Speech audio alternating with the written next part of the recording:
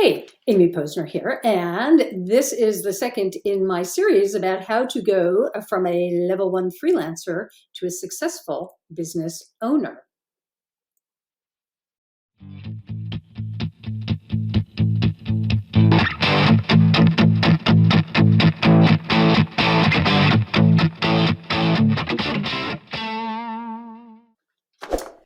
So I don't see running a business as a so-called creative, writer, photographer, web designer, graphic designer. I don't see those endeavors as a freelance gig.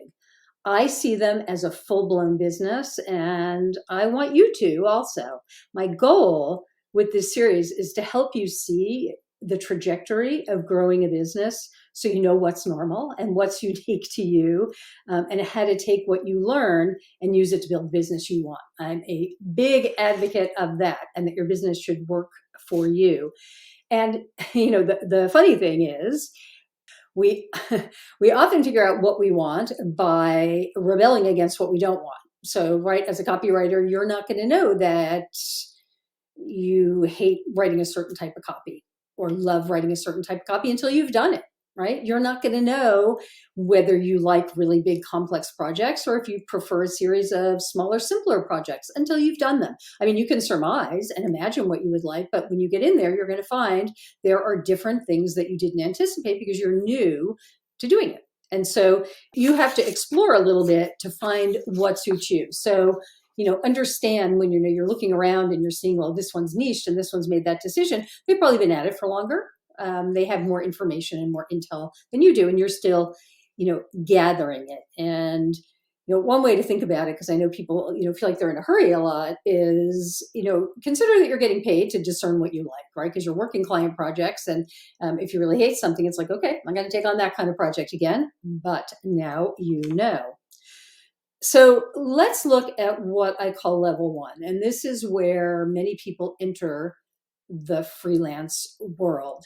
Um, and where you are is you've left a job, you've replaced your income, or you're approaching replacing an income, but you've also replaced a full-time boss for essentially a revolving door of freelance bosses who can fire you much more easily. So you don't have a lot of control at this level over the project you're working on, who you're working for and with. You're more often seen as an order taker than you are as a business person. Someone, I need a this, can you do that? You say yes. That's the extent of the project. That's where you are at that point. You're not seen yet as a consultant or a strategist. You're not being treated yet as a business partner, and you don't necessarily feel like a business owner, right? You're still feeling your way, figuring out that side of things, right?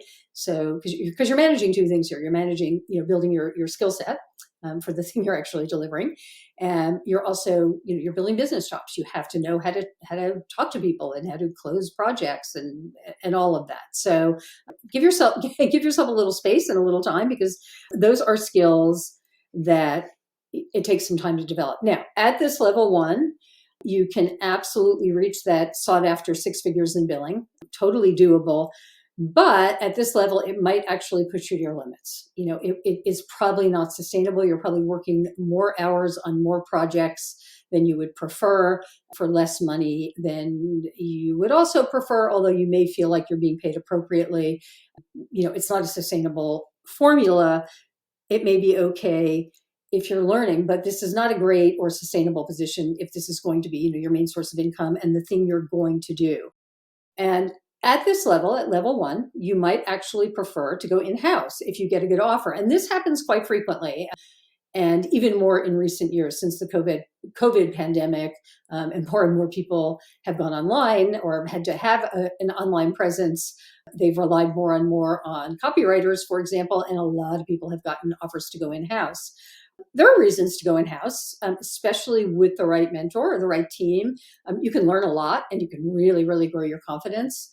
It helps you then when you go out on your own, because you're in a much different position if you decide you want to jump back into business ownership. And I have helped in the past couple of years. I have helped some clients negotiate some really great in-house deals and the situation suited them, and they were right. I've also helped a lot of people decide, whether they were right for them or not, and they discovered that in fact they weren't.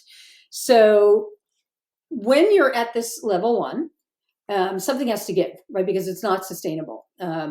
You're juggling too much. Maybe you're dealing with feast and famine, lots of projects one month, the terror of no projects the following, no consistent way to get projects. And so you feel very out of control, and you're very much at the, mercy, for lack of a better word, of what comes your way. And so something has got to give.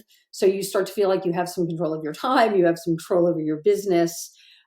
And so you can get past that sickening ride of feast and famine. It's not a fun way to live. It happens sometimes as you're starting a business. It can be, a rocky ride. It's definitely a worthwhile ride. But this is the point at where you want to get out of that situation. You want to learn how to make it rain, because when you can bring in projects, then you're much, much more in control of everything. And that's really important. And, it's also important that you start to think about making these shifts and making some changes in your business before you hit burnout, because you can always recover from burnout, and that would just be a real shame. And you don't want to go there. You don't, I promise you. So if you are at level one, here's the takeaway to know if you're at level one. You're working too many hours or too few hours. You're either not making enough money, or you're paying too high a price for the money you are making. And you want to recognize that that's happening to you and realize you can strategize your way out of level one, add skills if you need to become a level two freelancer, which I will talk about in the next video. What is a level two freelancer? What does it look like, and what can you expect? And as I mentioned, I'm here to talk about this business trajectory and give you some idea of what to expect. Idea being, if you know that this is, what it takes and what's in front of you, I think it's easier to kind of take some of the bumps and know that if you keep doing this and you persist, you'll build a successful business. So thanks for watching. Another video coming your way on level two freelancers. If you'd like to be notified when it drops, you can click the bell and you will be notified. Thanks for watching. Bye now.